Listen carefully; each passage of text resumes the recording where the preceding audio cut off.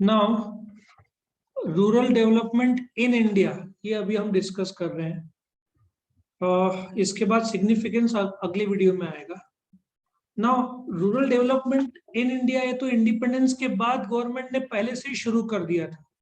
कारण बहुत सिंपल है कि India was a primarily agriculture economy then.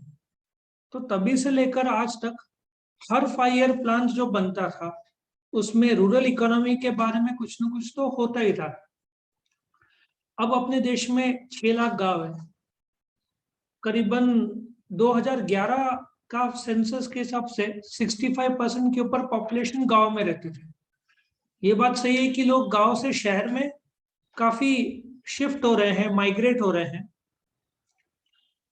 पर अभी भी तुम 60% तो एज्यूम कर सकते हैं गांव में लोग रहते हैं।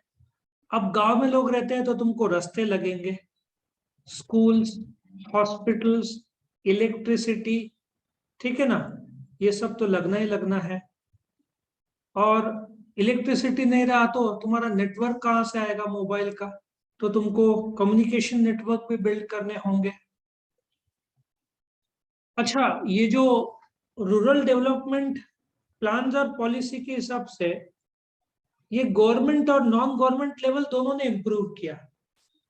अब नॉन गवर्नमेंट ऑर्गेनाइजेशन जो है, एनजीओ, वो तो है ही, लेकिन गवर्नमेंट ने एक अच्छा आई थिंक आइडिया दिया था जिसके तहत जो फिल्म स्टार है या कोई क्रिकेटर है वो एक गांव एडॉप्ट करेगा और उस गांव को डेवलप करेगा।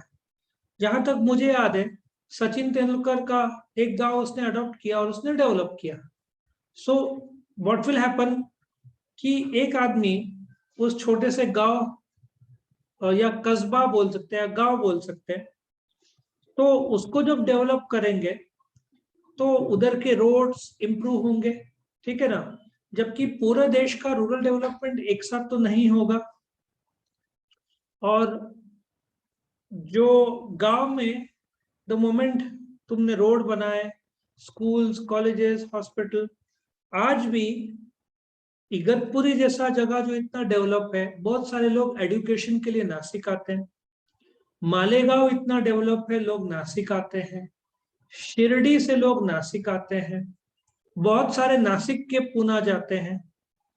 सो आई होप यू अंडरस्टैंड कि रूरल डेवलपमेंट एक बार हो जाता है तो वहां के लोग को शिफ्ट या माइग्रेट होने की जरूरत नहीं है। ऑटोमेटिक वो एरिया देश के प्रगति में शामिल होगा।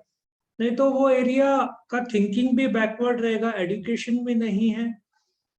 तो एक जमाने में कितने किलोमीटर के किलोमीटर लोग को चलना पड़ता था एजुकेशन के लिए। तो सीधा हिसाब है, यूपीएससी, एमपीएससी, आईएएस, आईपीएस, बहुत कम लोग गांव से मिलते हैं। ऐसा केस सुनने को मिलते हैं कि कोई रिक्शा वाला का लड़का या लड़की आईएएस, आईपीएस, लेकिन ये बहुत रेयर केस होते हैं। सो रूरल डेवलपमेंट इन इंडिया वक्त के साथ साथ प्लान्स, पॉलिसीज, प्रोसीजर्स बदला है, बढ़ा है। और रोड्स का कनेक्टिविटी, रेलवेज, ठीक है ना, इलेक्ट्रिसिटी, ये तो बेसिक नीड्स है इंसान के। अब जाकर अभी शुरू हो गया है कि चलो गांव में काफी हद तक पहुंच रहा है ये सब चीजें, फिर भी अभी ये बहुत कदम आगे बाकी है। अभी तुम इसका ही ले लो, मुंबई टू दिल्ली जो है, तुमने सुना होगा वर्ल्ड का सबसे लंबा एक्सप्रेसवे बनेगा, जहां पे एक समय 48 आवर्स लगते थे ट्रक्स को, ठीक है, और करीबन 35 से 40 घंटा लगता था कार्स को। ये 2023 तक बन जाएगा रास्ता। द मोमेंट बन जाएगा रास्ता तो मुंबई पुणे जो रोड है वो ट्रक्स को करीबन 18 घंटा और रोड से कार्स को 12 से 13 घंटा।